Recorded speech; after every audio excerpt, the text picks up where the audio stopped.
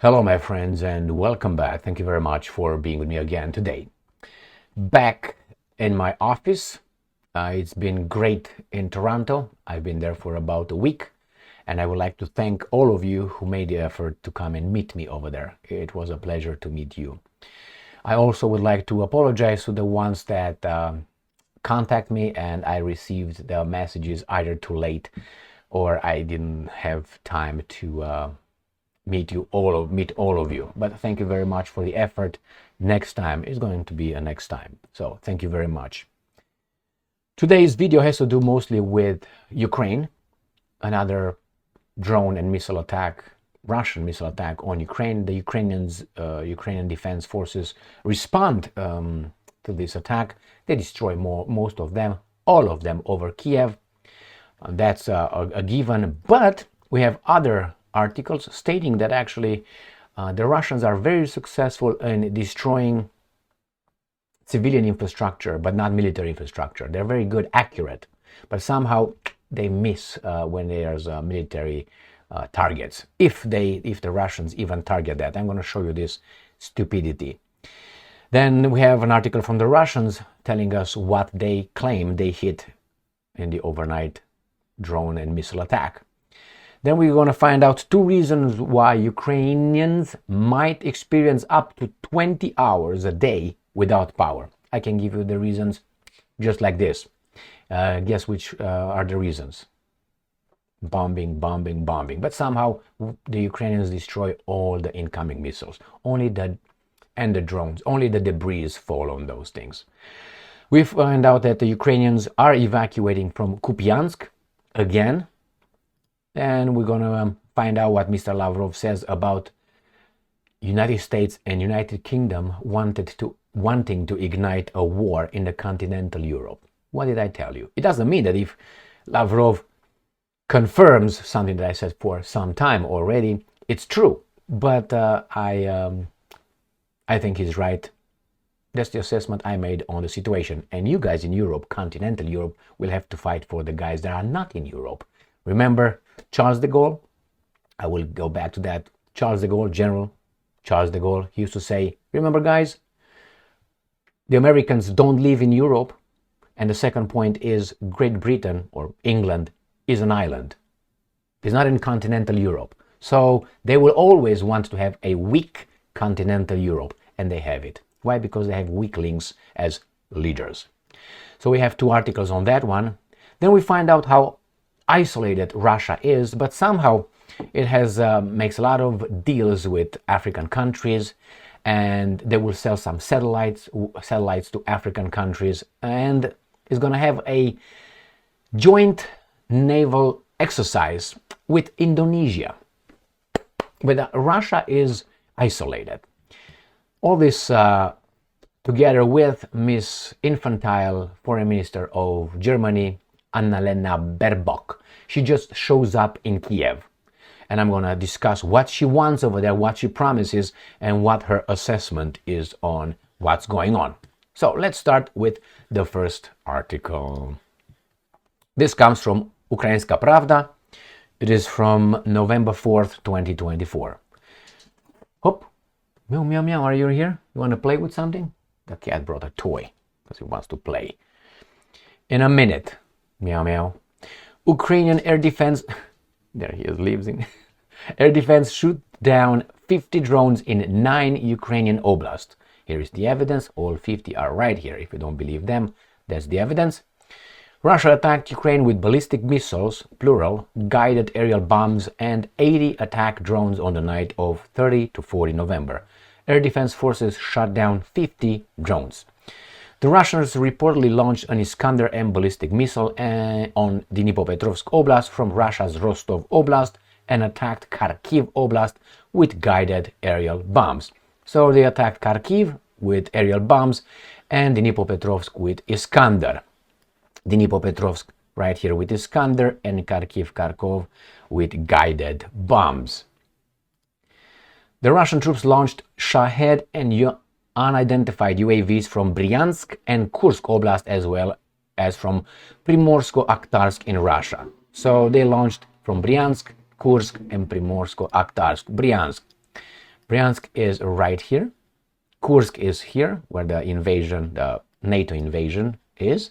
And then Primorsko-Akhtarsk is in the Sea of Azov, across from it where my strong is located, right here. So these are the locations where the Russians launched their drones. One, right in my hand, is Kursk, right here, and then Bryansk. A total of 50 UAVs were reported to have been shot down in Kiev, Sumy, Odessa, Kherson, Mykolaiv, Zhytomyr, Cherkasy, Chernihiv, and Kirovohrad Oblast as of 8:30 a.m. That is this area of Ukraine. This area. Kiev, Chernihiv, Sumy, Kharkiv, Poltava, Dnipropetrovsk, Cherkasy, this area, and then you have Mykolaiv and Odessa. So no more than half of Ukraine was attacked. So half of it was under missile and drone attack by the evil Russians. And we find out that 27 Russian drones had disappeared from radar in different areas of Ukraine. Is it because they hit the target, or because they, I don't know, you destroy them with electronic warfare systems? So it's 50 plus 27, right? It's 77. 77 out of 80, they said. Didn't they say 80? 80. Oh my God, almost everything. But I'm going to show you something else right here. Ukrinform. Ukrainian forces shoot down 50 Russian drones overnight, so that's a big success for them. Defense forces shoot down all drones attacking Kiev, so nothing in Kiev, nothing. And it says the enemy used their usual tactics, but once again failed to achieve their goal. Our defense forces made every effort to intercept all enemy UAVs. Okay, good for you. Next one. Ukrainian defense forces shoot down all Russian drones that targeted Kiev. Good for you again. But we find out that in the New Voice of Ukraine, November 4th, 15 injured in Kharkiv as Russian strike damages public areas. So these guys want us to believe that when the Russians are hitting civilian targets or public areas, they're all successful. When they try to hit infrastructure or military targets, we destroyed all of them. Now, is it possible? It is possible. Is it probable? No, I don't think so. I give that less than 1%. These guys are lying. I mean, how in the hell these guys are only hitting the public areas? And they're successful in doing that, but no military, nothing. All of them were destroyed over Kiev. But let me show you the next article, and you tell me how this is possible. The Russians, remember, all, and they, 78, 77 out of 80 destroyed. Two reasons Ukrainians might experience up to 20 hours a day without power this winter. Politico. Well, I didn't read this. I don't intend to read it. I'm going to tell you the reasons, if they said two. One, the Russians hit the targets. And the second one is the Russians hit the target. You want the third one? The third reason is the Russians hit the target. That's the reason they are successful. Unfortunately for the Ukrainian people, the Russians are destroying those one by one. They tell you that they destroyed all drones, by the way. So let's go to see what the Russians are saying about this night attack. What's up, Meow Meow? He's challenging me. He wants me to go and play with him. Sputnik. Russian forces hit airfields, energy facilities, and oil refineries supporting Ukrainian military. So that is the reason, but you see, right there, two reasons why these guys won't have electricity. Two reasons. Now, is it true what the Russians are reporting or claiming? I don't know. But I'm going with probabilities and possibilities. Russian forces have likewise targeted production facilities and storage sites for unmanned boats over the past day, the Russian Ministry of Defense reported on Monday.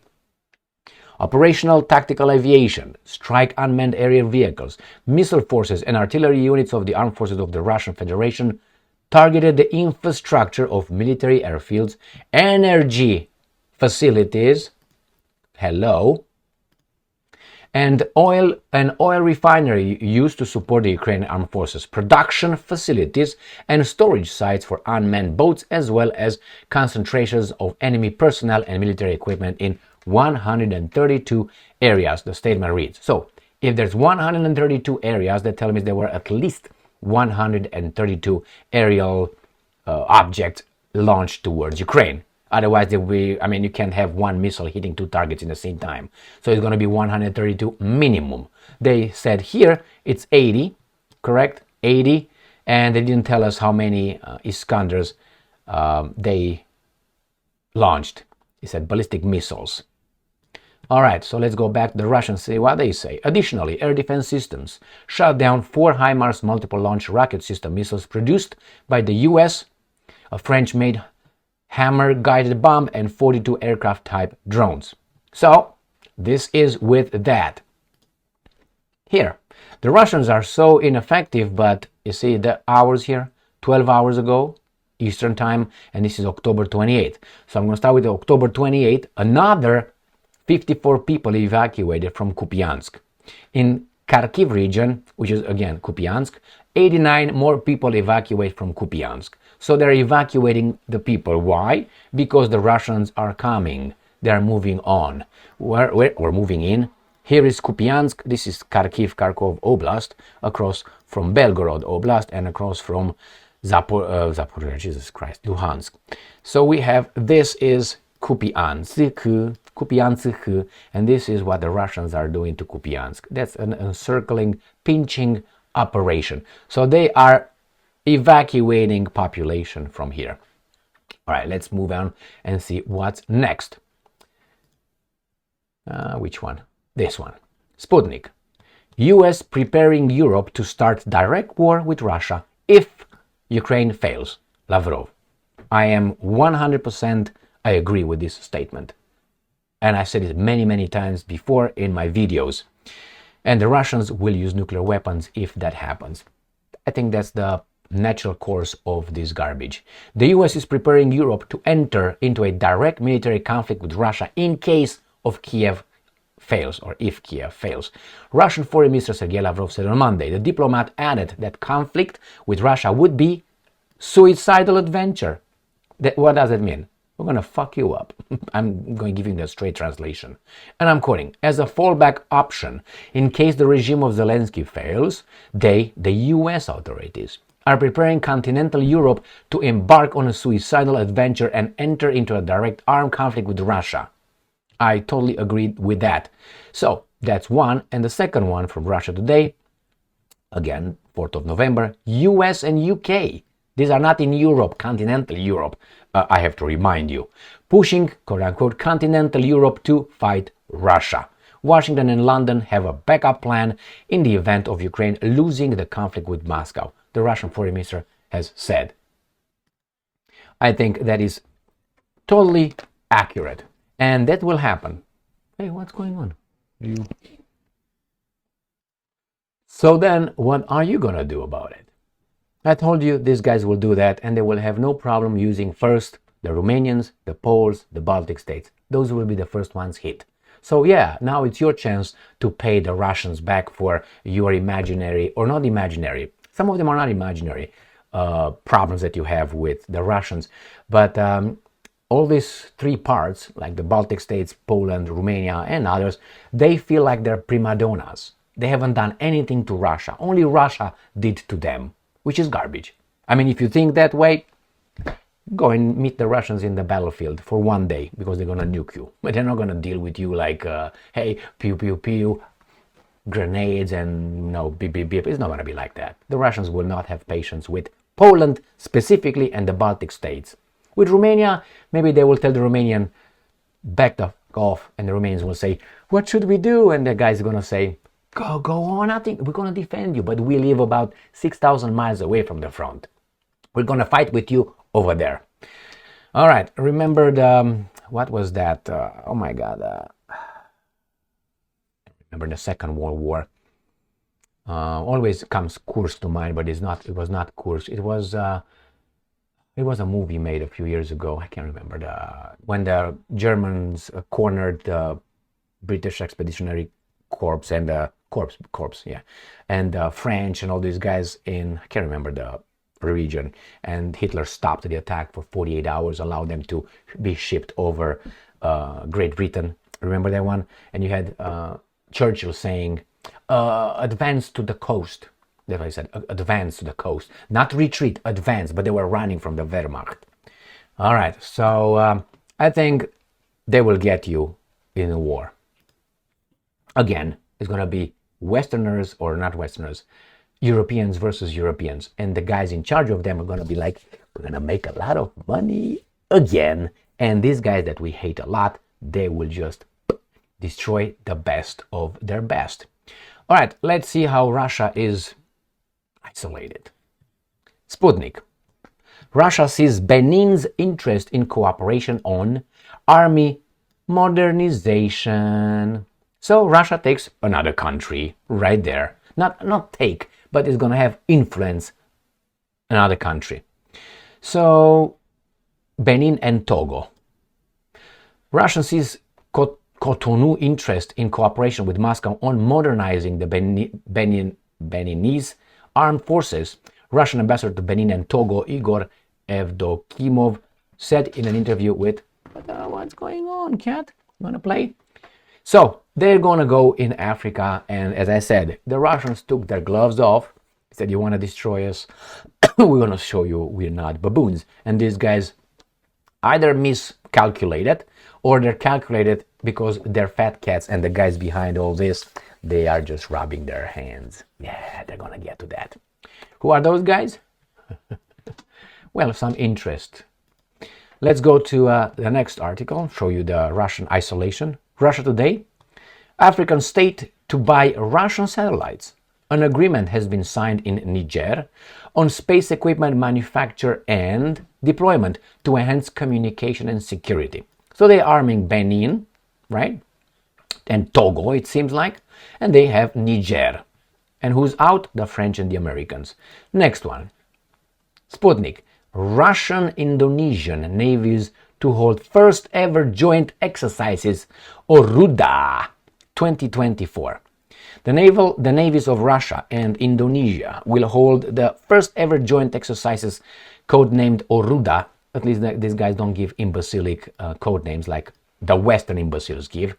They will be held in the port of the Indonesian city of Surabaya and the Java Sea. First time ever. In August, it was announced that the Navy of Indonesia and the Russian Navy would conduct bilateral exercises in Surabaya, the province of East Java. The exercises were called Orruda. They will last from November 4th to 8th. Very good. Dutch colonial rule. Oh, the Dutch were kicked out. All right, so again, it's a scramble for this planet. Who instigated it? Who initiated Ukraine? Who initiated shit in Ukraine? The 2014 illegal coup, bloody coup, helped by some agencies and Central Intelligence. Yeah, some agencies and some things like this. All right, so let's go to the next one. Miss Annalena Baerbock, which I call infantile, showed up in Kiev, and this is what we need to know. She goes over there for a photo op, and she is like a, sorry to tell you, my Ukrainian friends, this is the way I see it. And if you don't see it that way, that means you're in big doo-doo. It's no wonder you have Zelensky standing in charge of your country, supposedly, with all his clique. She came over there like a slave master, or master of slaves, showing up at different plantations to see how things are. And everybody is, thank you very much for showing up. Well, shut the fuck up, go there and work. Okay. That's exactly what it is. He came to see, meow, come over here. To see their investments and their vassal states. That's why she came over there. Remember, that person, Annalena Baerbock, I don't know how she's in other areas, but in what she's doing, foreign policy, diplomacy, she's 1 out of 10. And I give her 1 because I want her in the game. But other than that, sorry, my friends, she is not. And she represents the German foreign ministry. Anyway, this is Annalena. So let's see what she promises, right? European Pravda. Germany's foreign minister vows to support Ukraine through winter so that country can survive. Now I would ask, do you take any responsibility for Ukraine being in the bad shape it is? Germany, you said 9 Okay, I will explain why you should feel responsible for that, partly because you were a signatory of the Minsk Agreement 2, right, in 2015, that became international law when you, Germany, plus France, you were the guarantor that the baboons in Ukraine, Poroshenko at that time, will fulfill the Minsk agreements. And they didn't. And all three of these baboons lied to Putin and to international community. Why? Because they said, we had no intention to implement the Minsk agreements. Fuck you. And then when, Zelensky Stein was elected, he said, I don't like anything about the Minsk agreements, so beat it. And then you have the war because the Russians invaded unprovoked. So yes, you, I think, are, when you talk about survive, you want me to cry you a river? No, you are partly responsible of the sorry-ass Ukrainians right now. Yes, yes, yes. Actions have consequences. And we also find out from this infantile, the new voice of Ukraine, German foreign minister makes surprise visit to Kiev, reaffirms Berlin's support. And she said that she's going to, Germany will support Ukraine until they don't ask for support anymore. So all the way. That means they're going to go to destruction. Do they care? No. She just came to the plantation, oversaw the little okay over there, and now she's leaving. And all these slavish guys. And I tell you why it hits a very deep chord with me, an anger chord. Yeah, I have an anger chord somewhere. Maybe. Anyway, so what's going on? When I was in Romania, after 1989, the so-called revolution, whatever it was, the coup d'etat, military overthrow of the government of Ceausescu. Not that Ceausescu was good or anything like that. He did good things and bad things. But at least Romania at that point had a different kind of attitude towards other countries. Not a slavish one. After that, you could see the new politicians in Romania activated and in power. They were sucking the dick of the Western Europeans over and over, and the Americans, and why? Why can you stay straight in front of these guys? Inferiority complex. That's why it was. And some of them were on the payroll of their masters. Like Sandu is right now in Moldova. The same slavish attitude, the same as these guys. Annalena Baerbock came. Have you heard her talk? Have you read her statements? That's why, for me, she's an infantile, because I assessed her level by her statements. That's all. The way she processes the information, the way she answers questions, and the way she's just talking. I'm not talking about the style, the essence. I don't care. No, the tone and this kind of things. No, I get the essence. Mostly. So here you have her. She goes over there and all the Ukrainians are, oh, thank you for being, and she, look at this slavish guy. I'm going to just show you this. Look at that. Look at this guy right here. He is a fucking weasel. Who's this? The German ambassador over there? Or who is this guy? Who is this? Foreign Minister Annalena Baerbock, screenshot from video. Look at this. They're all happy about this baboon showing up over there, this infantile. Now, I don't like that. As a born Romanian, I never liked that. And I had the other Romanians, you're going to anger the West.